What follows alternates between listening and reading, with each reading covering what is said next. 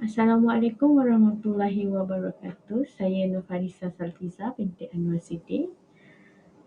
Hari ini saya ingin membentangkan pengajian Malaysia 2 MPU 2163 dalam topik hubungan diplomatik negara dan subtopik saya ialah peranan NAM. NAM atau nama singkatan bahasa Inggerisnya The Non-Aligned Movement yang juga dikenali sebagai negara-negara berkecuali yang diasaskan pada tahun 1961. Bersempena sidang kemuncak NAM yang pertama di Belgrade, Yugoslavia. Asas penubuhan adalah sebagai tindak balas kepada perlumbaan senjata oleh dua kuasa besar iaitu Amerika Syarikat dan Soviet Union yang mendominasi dunia kepada ketika itu. Latar belakang NAM, pergerakan negara-negara berkecuali atau dikenali sebagai NAM mula ditubuhkan sebaik saja 25 buah negara-negara berkecuali berserta 3 buah negara pemerhati menghadiri persidangan pertama iaitu persidangan ketua-ketua negara atau kerajaan negara-negara berkecuali di Belgrade, Yugoslavia bermula pada 1 hingga 6 September 1961. Pergerakan ini diasaskan oleh Presiden Tito dari Yugoslavian, Presiden Nasir dari Egypt dan Perdana Menteri Nehru India dan disokong sepenuhnya oleh Presiden Indonesia iaitu Soekarno dan Presiden Ghana iaitu Nkrumah. Tujuan penubuhan NAM setelah diisytiharkan dalam pengisytiharan Havana 1979 ialah untuk memastikan kemerdekaan, kedaulatan, integriti dan keselamatan negara-negara berkecuali dalam memerangi imperialisme, kolonisme, neokolonisme, pemisahan bangsa, perkauman dan pencerobohan dari bangsa asing, pekerjaan dan didominasi terhadap kuasa serta kumpulan politik. Antara tujuan penubuhan NAM ialah memupuk kerjasama yang erat di kalangan negara anggota, menjadi forum negara anggota menyuarakan pendirian hubungan isu-isu semasa, mengelakkan negara-negara kecil terlibat dalam peperangan ideologi, memperjuangkan hak dan kepentingan negara-negara sedang membangun, mengubah haluan perjuangan NAM daripada hal-hal politik kepada isu-isu ekonomi, meningkatkan muafakat dan kesepakatan di kalangan anggota NAM melalui rundingan, meninggikan keupayaan ekonomi dan daya saing NAM supaya pertubuhan ini dihormati. Matlamat NAM ialah mengekalkan keamanan dunia tanpa menyokong mana-mana seperti blok barat atau blok komunis pada tahun 1987. Adanya sidang kemuncak kali ke-7 di New Delhi dan Malaysia telah membuat beberapa usul dan antaranya ialah membela kepentingan negara yang sedang membangun seperti isu Palestin, kerjasama ekonomi dan isu benua Antartika. Negara-negara berkecuali mendapati akan berlaku kemusnahan terhadap pergerakan dan sekiranya mereka membina atau menstruktur semula pergerakan secara formal seperti pindaan perlembagaan atau piagam dan sekretariat dalaman. Perkara ini pernah dibentangkan berkenaan penglibatan dua atau lebih pihak yang dibuat oleh negara-negara anggota, namun ia sukar dicapai kerana wujudnya perbezaan ideologi dan matlamat yang dianggap tidak boleh membentuk satu struktur pentadbiran yang rasional bagi melaksanakan polisi negara agar diterima umum.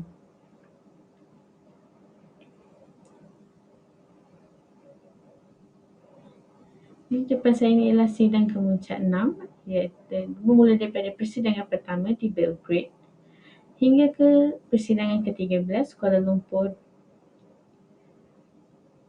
Persidangan pertama Belgrade 1 hingga 6 September 1961, persidangan kedua Cairo 5 hingga 10 Oktober 1964, persidangan ketiga Lusaka 8 hingga 10 September 1970, persidangan keempat Algiers 5 hingga 9 September 1973, persidangan kelima Colombo 16 hingga 19 Ogos 1976, persidangan keenam Havana 3 hingga 9 September 1979, Persidangan ke-7 di New Delhi, 7 hingga 12 Mac tahun 1983. Persidangan ke-8 Harare, 1 hingga 6 September 1986. Persidangan ke-9 Belgrade, 4 hingga 7 September 1989.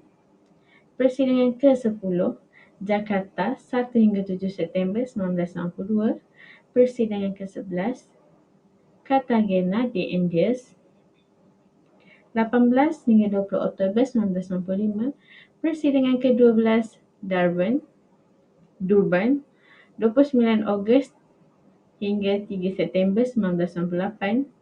Persidangan ke-13 Kuala Lumpur, 20 hingga 25 Februari 2003. Antara mesyuarat yang diadakan adalah mesyuarat pertama 6 yang diadakan di Belgrade pada September 1961. Ia melibatkan penyertaan 25 ahli, 11 daripadanya datang dari Asia dan Afrika bersama-sama Yugoslavia, Cuba dan Cyprus. Berhasrat untuk menentang kolonisme, imperialisme dan neokolonialisme. Mesyuarat kedua pula diadakan di Kahira pada 1964, disertai oleh 46 negara dengan kebanyakan ahli baru datang dari negara-negara Afrika yang baru merdeka. Dan ia membincangkan konflik Arab-Israel dan perang India-Pakistan. Seterusnya diadakan di Lusaka, perhimpunan yang paling penting dalam sejarah 6, menubuhkan organisasi untuk membantu hubungan ekonomi dan politik. Kenneth Kaunda, Presiden Zambia, memainkan peranan yang penting dalam perhimpunan ini. Antara isu yang dibincangkan ialah wanita, kemiskinan dan pembangunan ekonomi, wanita kuasa dan membuat keputusan, wanita dan pendidikan, wanita dan kesihatan, wanita, media dan ICT, wanita dan konflik bersenjata Palestin dan Syria, keganasan terhadap wanita, wanita dan situasi bencana, kesaksamaan jantina di arus pendana. 10 prinsip 6.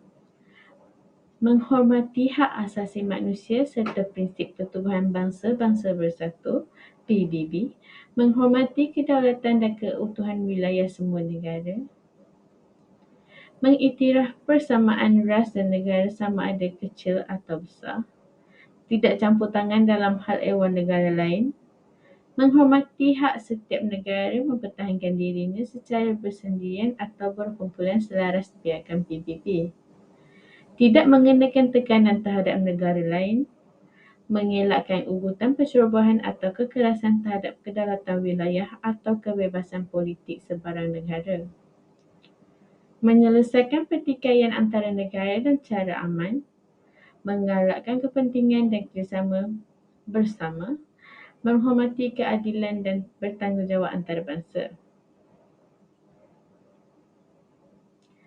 Antara penyelatan Malaysia ialah peringkat awal Malaysia tidak aktif kerana pro-Barat. Dasar Malaysia menyokong tindakan Amerika Syarikat di Vietnam tidak disambut baik oleh NAM. Malaysia mula menyokong NAM di bawah Tun Abdul Razak yang amalkan dasar berkecuali. Malaysia juga mula aktif dalam mesyuarat-mesyuarat NAM yang diadakan di Algiers, Colombo, Havana, New Delhi dan Luanda. Kejayaan NAM di bawah nama Malaysia ialah mesyuarat peringkat Menteri Pergerakan Negara Berkecuali mengenai wanita di Kuala Lumpur bertemakan memperkasa wanita dalam menghadapi cabaran globalisasi. Mewujudkan pusat bagi gender dan pembangunan NAM di Kuala Lumpur bagi memperkasakan wanita, menghidupkan persidangan Menteri-Menteri Penerangan NAM Kominek, membawa pada berita NAM melalui internet beribu pejabat di Kuala Lumpur, menganjurkan persidangan keamanan di Palestin, menubuhkan pusat antarabangsa mengenai Palestin Masyarakat Sivil Selatan Mesyuarat Menteri-Menteri Biro Penyelarasan Negara Berkecuali NAM COP di Putrajaya. Deklarasi Putrajaya mempromosikan dunia multipolar menerusi PBB untuk kekal keamanan dan keselamatan, promosikan hak manusia dan menghormati perundingan antarabangsa, kerjasama lebih komprehensif dan proaktif, mengukuhkan kapasiti nasional setiap anggota NAM, deklarasi berasingan untuk penyelesaian konflik Israel-Palestin. Kesimpulan, keseluruh sejarah ini sebagai rakyat Malaysia, kita hendaklah mengambil tahu perkara-perkara yang berlaku di negara sendiri. Hal ini kerana sesuatu yang berlaku di sekeliling kita akan memberi kesan kepada kehidupan seharian masyarakat Malaysia pada masa ini atau pada masa akan datang.